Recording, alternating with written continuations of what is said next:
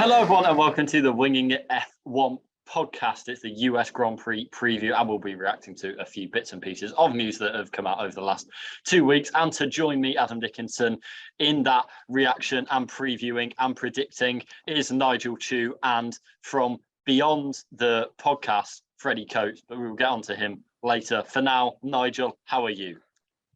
I'm very well. I'm doing lots of snooker this week for Eurosport, so I thought life could have been better. No, I'm not playing. No, if I was playing, I wouldn't be. I would be in Northern Ireland, but I'm not. I'm not. There's other players playing, not me. To be fair, you could be in Northern Ireland and you've just taken all your posters with you on the wall behind you and done the same effect. Could be in a different room each time. Yeah, that's good. That's an idea for the future. Yeah, how do you look? Yeah, actually, yeah. But yeah, I'm not playing. For me. I literally need to take my bed, the built-in wardrobe, all of my posters, the door. Yeah. I was going to say something out there. I can't. I was going to say some things that I probably shouldn't say. But yeah. I'm worried. What's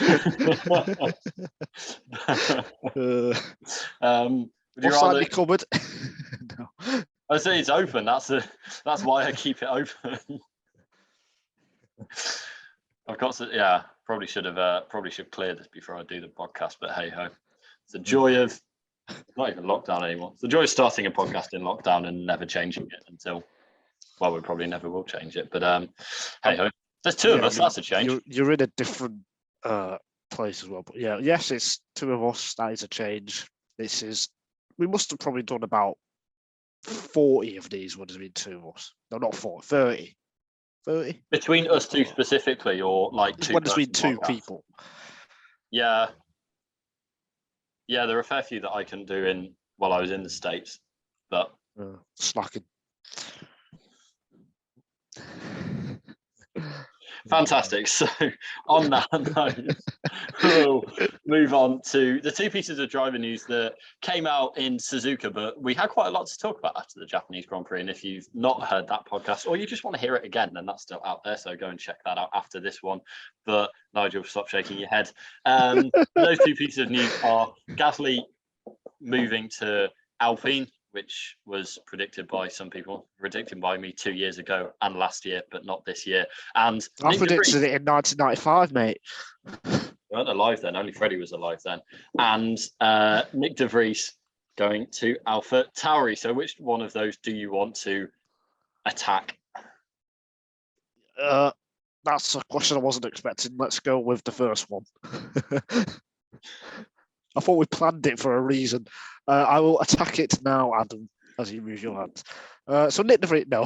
Pierre Gasly, yeah, we all expected it. I think, given the situation Alpine found themselves in, which they made a massive hole by not signing Alonso, not making sure Piastri was signed up to them, they got the best of a bad situation. Looking at all the drivers as they could realistically get, Gasly was the best choice.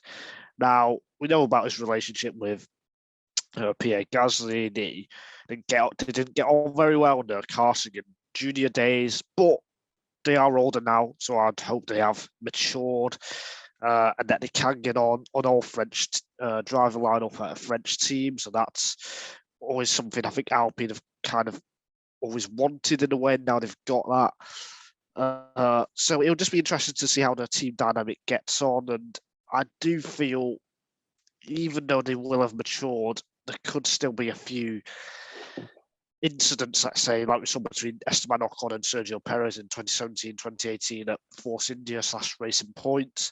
So I feel it could be very similar to that kind of relationship.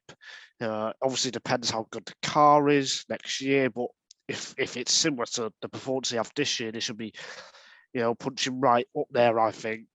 But the problem for me is, if Alpine do want to win world championships, if they want to win races, this driver lineup is not good enough. It doesn't have that superstar quality. The two very, very good drivers, the solid drivers in that second or third tier, depending on how many tiers of F1 drivers you think there are on the current grid. but there's still 5 or 6 drivers who are better than them, and that is always going to hold them back, I think, if they do get into a winning position, which hopefully that does happen, so we can have a more competitive field. But so I think for right now, yeah, they've done the best they can. It's not going to win them races and world championships, I think, if they have the car. It's one of 3 driver lineups on the grid that both drivers have won an F1 race. Yeah, that's a good point. That is a good point. Yeah. Not maybe in a repeatable way though. I think is the crucial stipulation to that. Yeah, I think it was the right time to get out of AlphaTauri. I mean, I think we've said this before that it's not that if you're Pierre Gasly, then you should always be looking over your shoulder at AlphaTauri because you're not the future there, and it is a future facing team. So I think it's the right decision from his point of view. I don't feel like AlphaTauri lose that much from their perspective. They bring someone in Nick De Vries who has the potential to further that team and could be as good as Pierre Gasly or better than Pierre Gasly has been for that team, even though Pierre Gasly was very good for that team. And I think we put him around a top 5 driver last year or the season before. So again, I think it's just a concern that Ocon's not had the best relationship with teammates. You mentioned Perez. There's been flashpoints with Alonso. While they've been together, Hungary this year springs to mind. And really the only partnership that I don't remember there being a flare-up was with Ricciardo. So it's, I don't know, it feels like something that could go south even without their kind of shared history that they're both trying to play down now, but is there. And the fact that they carried it all the way through from karting to F1 in the first place was kind of shows it's a bit more serious than your average tiff. So I think for Alpine, I agree with you that it's the best thing they could have got. It's better than Ricciardo, it's better than Schumacher. The only one that kind of comes close is De Vries, but I think for what Gasly's shown, then it's better than what they could have got from him. So it's I think it's a good decision all around, but it's not a completely safe bet. I think there's still potential problems. It's a huge step down from Alonso. It is, well, not. It is quite a big step, a significant step down. But you're absolutely right. I think from Gasly's point of view, it's the right decision to make because AlphaTauri are definitely not going to be getting any further up than top 5 in the Constructors' Championship. They're always going to be in that bottom half, let's say. Whereas Alpine, being a manufacturer, they've got a bit of money on the side. It's the only Alpine. There's only one Alpine/Renault engine as well. So if they can get that working and somehow, if that can perform well when it's not breaking down, there's always that slight chance. I mean, obviously, it doesn't look very promising right now, but for them to have consistently the 4th fastest car for most of the races this year, that is promising, especially because last winter, things were not looking good for them. They were very pessimistic about this season. So I think there's optimism, and they're still bringing upgrades most races as well. So that's good to see. It is just, I don't know. For Gasly, I feel like this could be as good as it gets for him. Is he going to win any more races? Is he going to get any more podiums? And the same with Ocon. I'm not too sure right now. I think it was one of those that, like, if you are a midfield driver in F1 for, I don't know, like, if you stay there 5 seasons, like, if you're at a midfield top 5, top 6 team in F1 for 5 seasons, like, I'd expect you to get more podiums just kind of by default, really. Like, but I agree that it's not. With Gasly, there's never been, after it didn't go well at Red Bull, there's never been that like jump to Ferrari, Mercedes, or a return to Red Bull on the cards. Like, it's just, this is, I think, like you say, this is the best that he can get, is the best of the rest team, and then hoping that they can jump further. But it's also on like, how many drivers have gone to Renault or Alpine with the just based off it's a big team, it's backed by a constructor, maybe they can do something and get up there. Like, we've had Ricciardo go and they didn't take that. They took a step forward, but they didn't take the step forward that he will have wanted. They've had Alonso go there and they've, not been anywhere close to winning races apart from a crazy weekend in Hungary. And now Gasly's going there. If it is on that same thing of, well, maybe they can do it, then it's, he's just the last in a long line of people to do that. I wouldn't put too much kind of stock in that if I was him. Yeah, I think that's just the nature of F1 really. Yeah, it's always going to be difficult now for a midfield team or to get huge pecking order changes year on year like we saw 15, 20 years ago, let's say. Not 20, 15 years ago when McLaren, Ferrari, Renault, Brawn, then Mercedes, Red Bull, they all had their fair share towards the top of the grid. It's very difficult for that to happen now. Yeah, exactly, Sauber, yeah. That's a great example. So it's just the nature of F1. It's out of everyone's hand. Well, not everyone. It's out of the driver's hand, certainly. It's just the best it's the best for Alpine that in the situation they were in. It's the best for Gasly with the situation that he was in. Do you think Gasly needed to get out of AlphaTauri? Yeah, I think so. I think AlphaTauri and Toro Rosso back when it was called that. It's a team you can't really spend multiple seasons at or 3-4 seasons at because you're never going to go forward. They're never going to get the same backing as Red Bull. You're almost, by being at AlphaTauri, you're almost saying, I will not become kind of in that elite kind of category. Whereas no matter how well you do, just like Gasly last year, no matter how well you do, the end goal is to get to Red Bull or to move to a bigger or better team. So, to answer your question. Yes. Well, that brings us on to Freddie's point of view. Freddie can't be with us today because he's working, because he has a job, whereas Nigel works night shifts and I'm a student. He did send a lovely little quote for us. So I'll read that out now and then stick a nice photo of Freddie over the top of this, and it'll look like, if you're watching on YouTube, it'll look like him saying it. Although now I've just said that and then the illusion's gone. But Gasly needed out. Good for him. Freddie doesn't sound like that.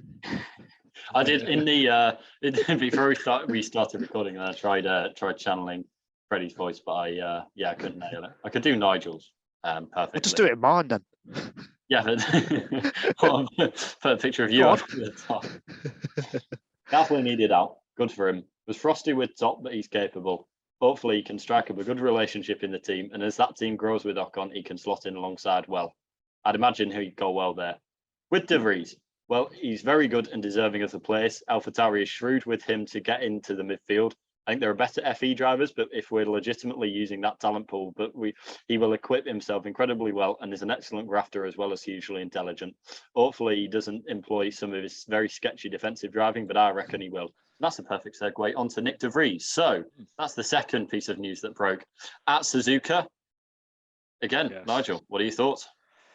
It's an interesting one because I thought De Vries would never get this chance, but clearly what he did at Monza has earned him this seat.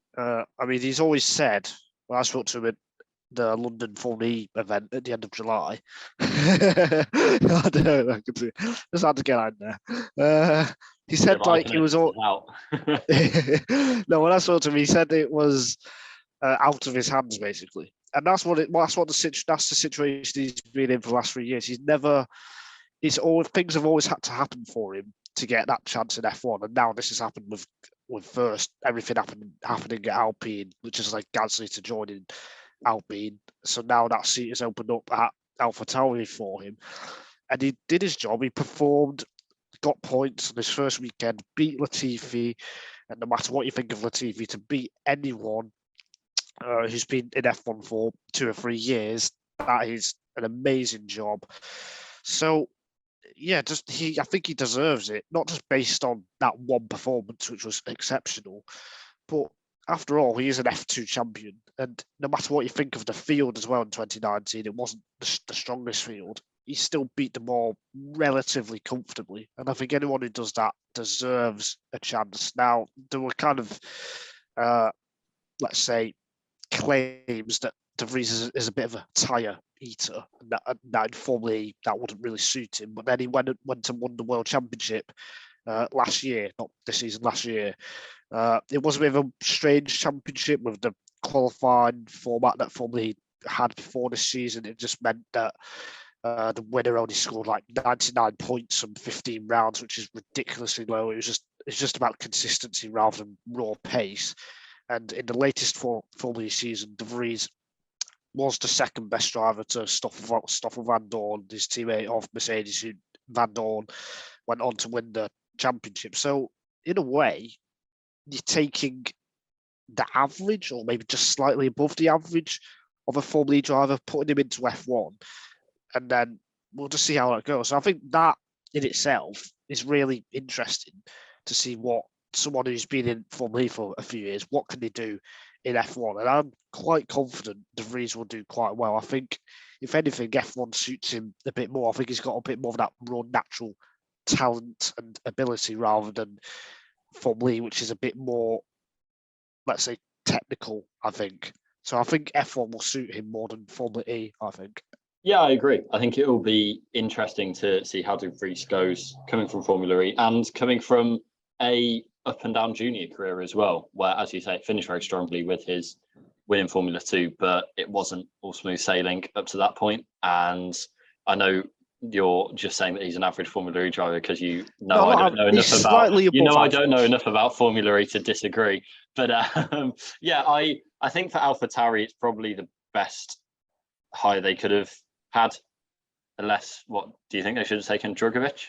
Yeah, I think so. Again, F2 champion. He should go there. I mean, De Vries should have had his chance 2 or 3 years ago. But yeah, I think Drugovich more than deserved a seat in F1. It doesn't look like he will get one unless he. Do you think he deserved it more than De Vries? Yes, I do. I think he's shown a lot more this year as Drugovich compared to De Vries in his 2019 season. So yes. De Vries has also shown a lot in an F1 car, though. He has, but I think if you don't think F1 success is indicative of future F1 success. F1 success? Wait, what? So say that again. I don't think F1 success is indicative of future. Yeah, it's a throwback to the Hulkenberg conversation. You don't think we should be basing past F1 results on, or basing hires when Drugovich is involved based off what other people have done in a F1 car? I'm not sure how to respond. I'm confused. You know I easily get confused, Adam. You're doing it live on the podcast now, so the whole world can see how my brain is ticking over. Trying to, in 2 minutes, I'll understand what you get. I just need 2 minutes to figure out what you're saying.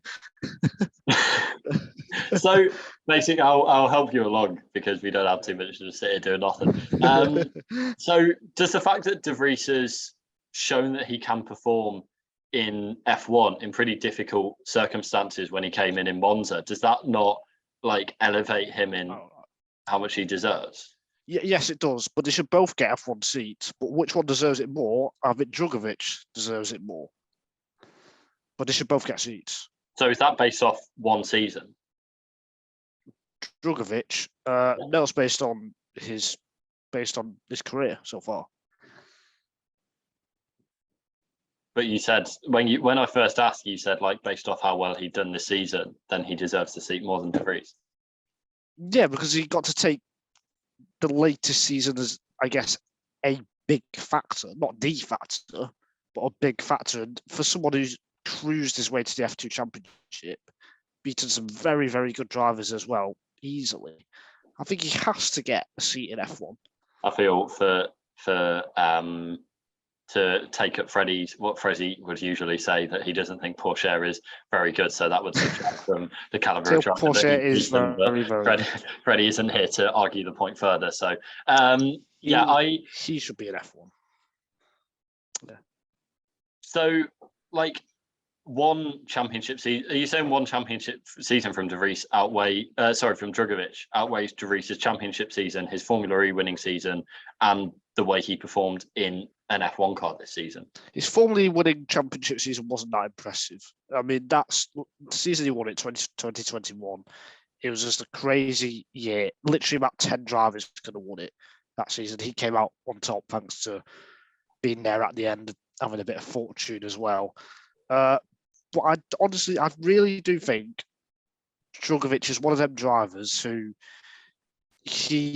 12 months ago, no one could even think he should even be in F1. But then to produce a season like he has, and I just think he can kick on and be one of them drivers who shocks people.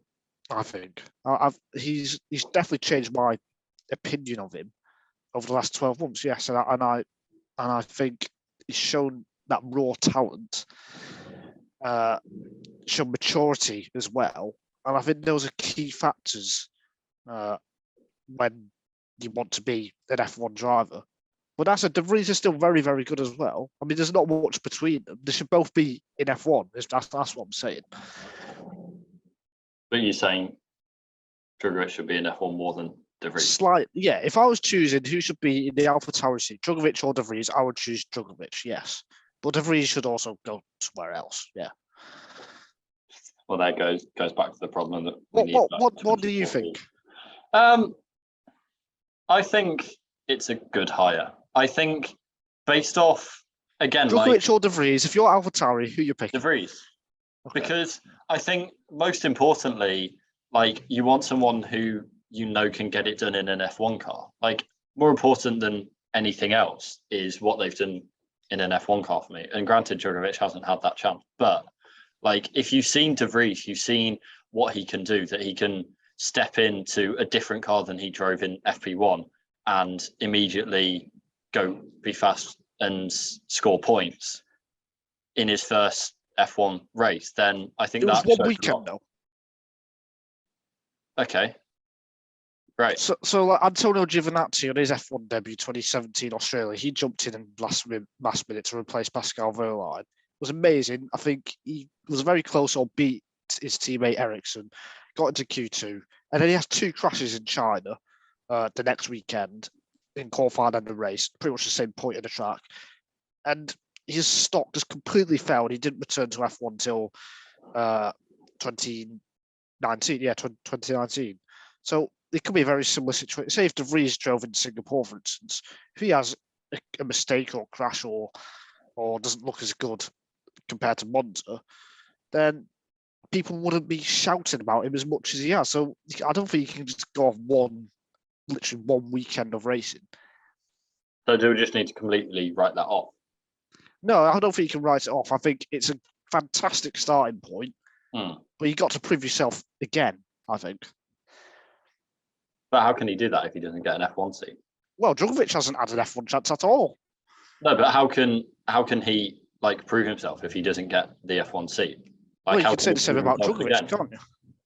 No, but how can he prove himself again if he can't? He can't.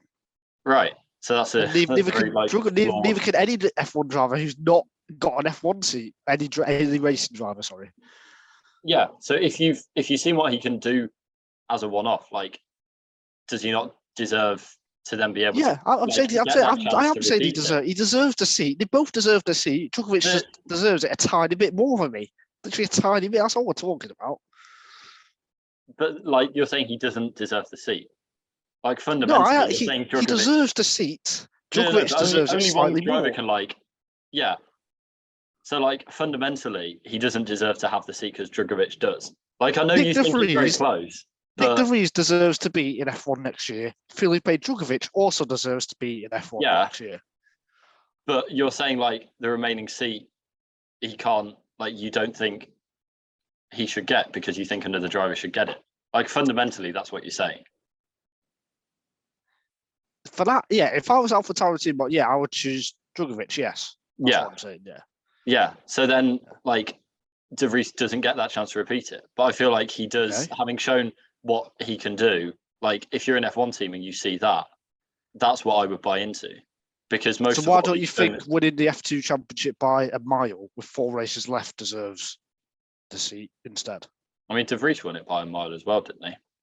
But not as impressively as Drugovich. But he still won it impressively. He still won it with time left on the calendar.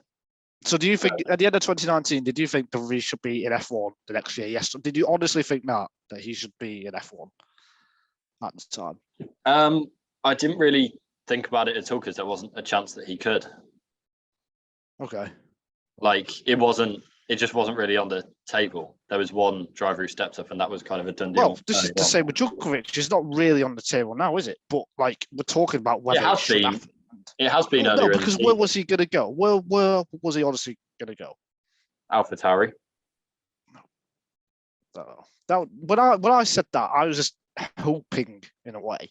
When he got signed up as Aston Martin development driver, and as soon as that happened, there's pretty much little to no chance that he's going to be in F1. Unfortunately. Yeah, it was the indicator. I think if you're an F1 team and you see what they can do, you can see them perform under pressure on a race weekend, then that just stands out so much more than anything anyone else has done. So I think that will have tipped the scales. I mean, before I did think he needed momentum. He didn't seem to have any kind of momentum behind him at even the summer break. So, but he got a chance. Fortunately, unfortunately, Albon couldn't race, and he got that chance. So, luckily for him, and he made the most of it. And that's the performances that you're looking for most of all. If you're AlphaTauri, they've not scored points. Like they've not scored points regularly for most of the season. They haven't had 2 drivers scoring points regularly for that's because of the car. car. I can remember.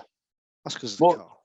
Well, the car has been strong, bar this season. The car has been strong the last few seasons, and they've still not been able to put it together and get to like consistently scoring drivers. Yes, yeah, that's right. Yeah. So if you're AlphaTauri, you need people to score points, and the fact that De Vries did that coming in on his F1 debut, I think he showed everything he needed to. I think AlphaTauri is more about that stepping stone to Red Bull and who's got the most potential. And what can we do with that driver to kind of train them up and get them ready for a big seat? I think that's for AlphaTauri. For them, that's more important than scoring. Or for like Red Bull as a whole, that's more important than scoring points. I think. Yeah, true, but you're looking at there's almost a ceiling because Verstappen's the guy. Like, yeah, you're looking for a number 2 driver, which is, I feel like it slightly makes the whole thing redundant. Really, if you've got it's done its job too well, that it's got Verstappen in age 18, 17, and he can just do that. He can do that job now for over a decade years to come. Yeah. And so now they've almost made themselves redundant because there's not that need for the next star. So, it'll be who can go in that second team. I've got a question for you. Are you surprised Mercedes let De Vries go so easily, I guess? Because I was a little bit. Not really. Not really. Okay. I just I didn't see what their end game was with him. It was very clearly Russell was the top dog, and then they didn't seem to have a clear development plan for De Vries. There was a big fuss over Albon, though, wasn't it? When he was going from essentially Red Bull to Williams, which has Mercedes influence, let's say, for this season. So I thought it could be a similar thing, but the opposite way with Mercedes not wanting to let just for that almost ego kind of side, to not let Red Bull have one of their drivers in a way. Yeah, it could spectacularly backfire on them. I don't think it will, but it could. They will be left a leg on their face if De Vries has, pulled off a miracle. But and this is the thing, he has got that chance now. If he does outperform Tsunoda quite comfortably, if he absolutely dominates him, he could be in that Red Bull seat in 2 or 3 years. And what a turnaround that would be. Yeah, I mean, that would be spectacular. And as I say, that would kind of be Mercedes left with egg on their face. But there's only so much you can do if you've not got a true desire to get him in an F1 seat. Then or, kind of, again, like have that development path, then I'm just not really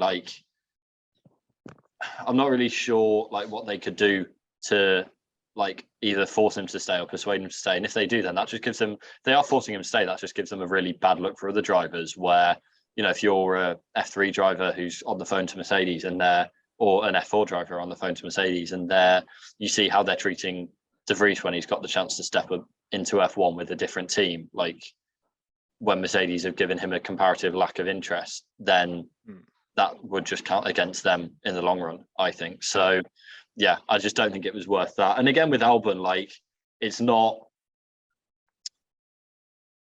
again, like Red Bull didn't have that long-term plan for him. After he was out of the seat, then, Red Bull didn't have that desire to put him back in the seat, I don't think. I mean, we saw with Gasly, everything Gasly did after the seat, then, after he was out of Red Bull, and it was never a serious conversation to get him back there. So if you're Albon, I think you're seeing that and see the writing on the wall, and I don't think Red Bull could have a left leg to stand on there, or I don't see why people will criticise them for letting him go.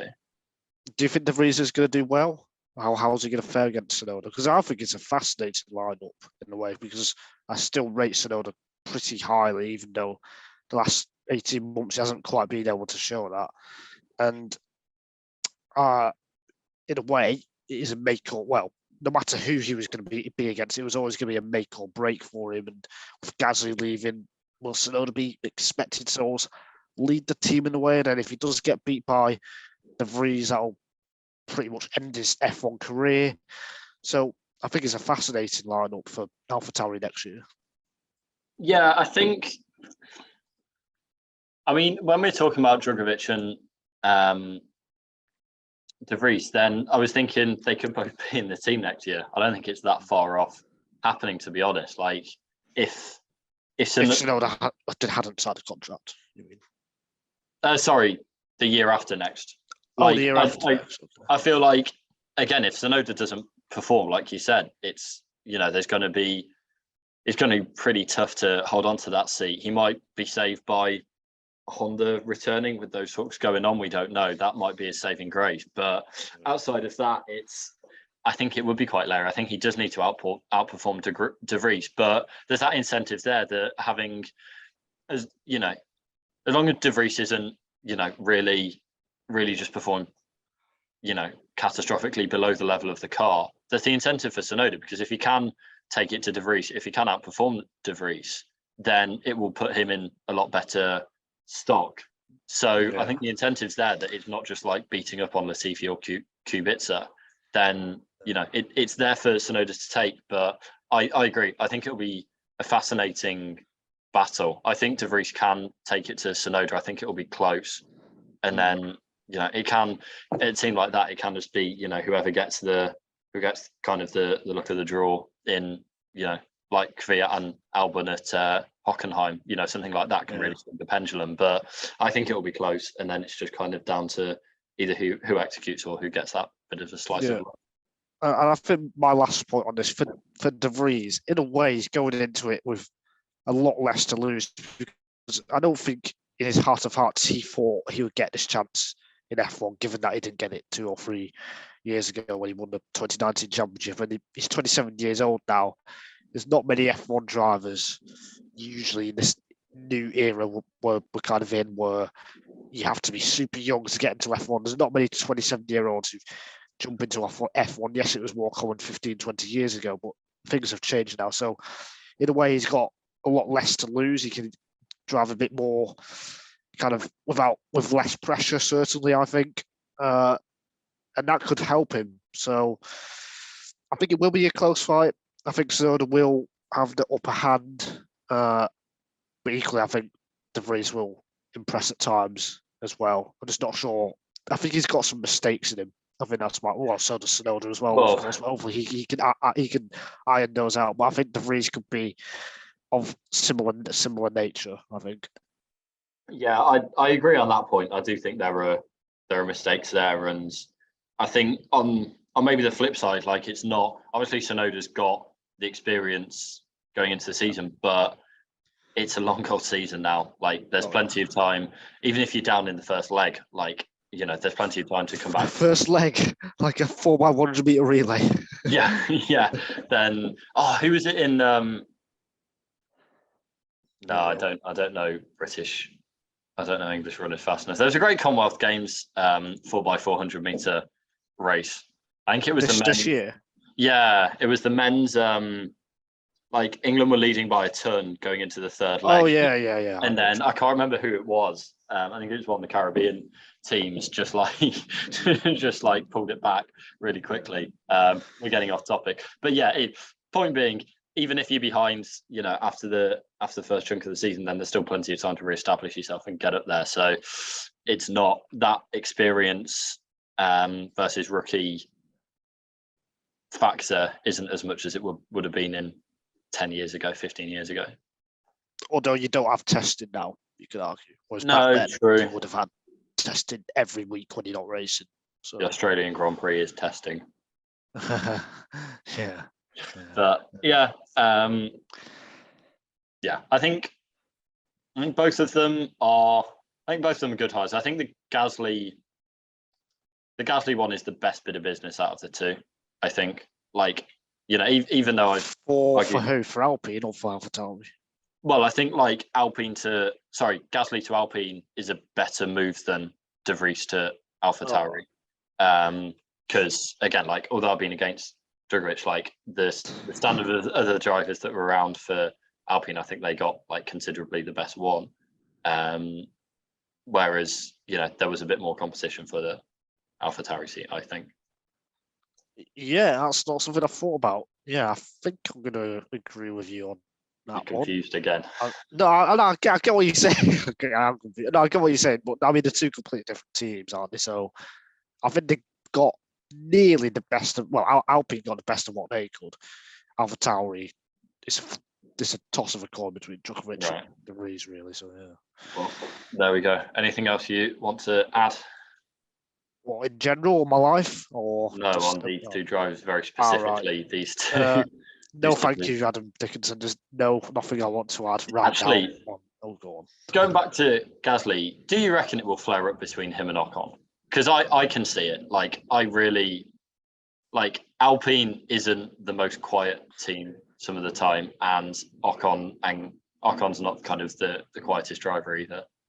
Yeah, I think there could be problems. I think Alpine in general, they have really been shown up in the management team this year with, forgive me, I forgot the names. So our staff now, obviously, he's the one who talks to the media and the press, that kind of thing.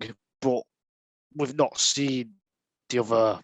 I've completely forgotten the names. Sorry, we've not seen the CEO. I can see his face. I can't remember his name. He's in the room. He's in Northern Ireland with Nigel. Lauren Rossi. We've not seen enough of that, or enough of him about the Piastri Alonso situation. I think Alpine, there are going to be internal problems, and I think that could flare up into their drivers as well. And ultimately, if they're close on track, all it takes is one strategy call that someone doesn't like for something to start and flare up, or even at the start of a race, if there's a bit of a block somewhere, just like we saw with Ocon on Alonso at Hungary this year. It doesn't feel like a very stable team. As competitive as they have been, the kind of structure of it from the management, from the top to the bottom, there's not much going for it. I think they can have the car. I think they've got some fantastic engineers. They can build a brilliant car for the next few seasons, but the management and then going down to the drivers, I think there could be some problems, yeah. And for De Vries, do you think it's the best situation that he could have gone into? Yeah, absolutely. I think he's up against a driver I think he feels he can beat. It's not like he's been parachuted into. Well, I said he probably feels he can beat half the grid. So I think you have to in that position. Yeah. I think like I said, he's going to go in with a lot less pressure than Tsunoda, and that is a big factor in itself. He can drive a bit more freely in that sense. So yeah, it's almost a perfect situation for him. And then with Perez getting a bit older at Red Bull, if like I said, if he can perform, he could find himself in Perez's seat in 2 or 3 years. So there's a clear pathway for him if he can deliver, and there's a chance he can. There's a chance. I don't think it will happen, but there's that chance there. Yeah, I think the only concern, I agree, I think it's the best kind of place he could have gone into. The only concern is like AlphaTauri haven't made a step forward. Like they were there in 2020. They kind of held that level in 2021, or maybe kind of slipped a bit backwards, but were still there or thereabouts. This season, they've taken a step back. So it's like there's not been that accession really for a few years. And it's like whether they can get that momentum going again. But it goes back to what I was saying before about getting points doesn't really matter for AlphaTauri. For the drivers, if you beat your teammate, there's a Red Bull seat possibly there waiting for you. It really doesn't matter. If you're beating or out qualifying, out racing your teammate nearly every single weekend, it doesn't matter if you're doing that and you finish in 12th or 5th. Obviously, it looks better from the outside if you're 5th, but inside, a team will know, and we as, I guess, hardcore fans, we will recognise that, De Vries has beaten Tsunoda by 3/10 most weekends. He's got better tyre management, better race pace, even though he's finished 12th, 13th. We will see that, and Red Bull will see that. So it doesn't really matter where the car is, really. It doesn't matter if it's 9th or 5th fastest. Yeah, that's fair. So moving on to the race that Pierre Gasly will be competing in this weekend, the US Grand Prix, live from Austin, Texas. Then in the evening, it's what, like is it 8 p.m. or 10 p.m. start? Yeah, 11 p.m. qualifying, 8 p.m. for the race on Sunday. Live and exclusive on Sky Sports F1, who signed a new contract to host F1 to be the F1 broadcaster until 2029. So there's our chance of hosting F1 gone for another 7 years, Adam. I mean, like, as the host, I reckon we'll be there. I reckon we'll be there in 7 years' time. But maybe. Red Bull can win the some track cycling instead of something. Red Bull can win the Constructors' Championship this weekend. Ferrari need to outscore them by 19 points to stop that. Do you reckon it's going to happen? Do I reckon what's going to happen? Ferrari will outscore Red Bull by 19 points or more. No, I do not think that will happen. No, neither do I. I think Red Bull. I mean, how many times has that happened this year? I mean, that's the thing. Once or twice, maybe. I'm just going off the top of my head. So, like, looking at probability maths. Bahrain, yeah. So it's well, Bahrain, definitely, because you got 1-2 Ferrari and Red Bull DNF. But So yeah, it's unlikely. I think Red Bull will clinch the constructors. Is whether if they win the race or not. I think this weekend, I think we could see some engine penalties. I've got a feeling, even though we've seen loads already, and you might think, oh, there's only 4 races left. Why would you take a new engine? I've got a weird feeling one of Sainz, Perez, Verstappen, or Leclerc is going to take a grid penalty and try and fight their way through from below the grid or below where they're usually starting, and try and come through the field. I think. So yeah. Why? I can see Ferrari doing it. If you're Red Bull, why would he? I think that extra performance that a new engine gives. I think we've seen over the last couple of years, putting a new engine in the car for whatever reason. I don't know if it's just because the teams were holding back or they were a bit conservative for the previous 7 years when we've had the turbo hybrid power units. But it does seem you gain a lot of time from sticking a new engine in the car. I mean, look at Hamilton in Brazil last year. Look at Verstappen at Spa this year. So, and I think CotA's a track you can overtake on. Tyre wear's a factor as well. So you've got that strategy element to make overtakes a bit easier because you can use the tyre wear kind of game. So I think if you're Verstappen or Leclerc, if you're starting 7th or 8th or 6th, you would feel you can still win the race. I think if you feel that your car is good enough to get a good start, avoid any incidents on the first lap. Of course, that is the only kind of problem. But then if you feel your car has got good tyre wear like the Red Bull and has the race pace, I feel like it's an option that's worth taking. And then, of course, you'll have an even fresher engine for Mexico, Brazil, and the final race in Abu Dhabi. Yeah, I guess. I think it makes sense. It's just like if you're Red Bull, like, do you go the extra effort? I guess is the only thing. But yeah, I mean, the win record is still there, is it?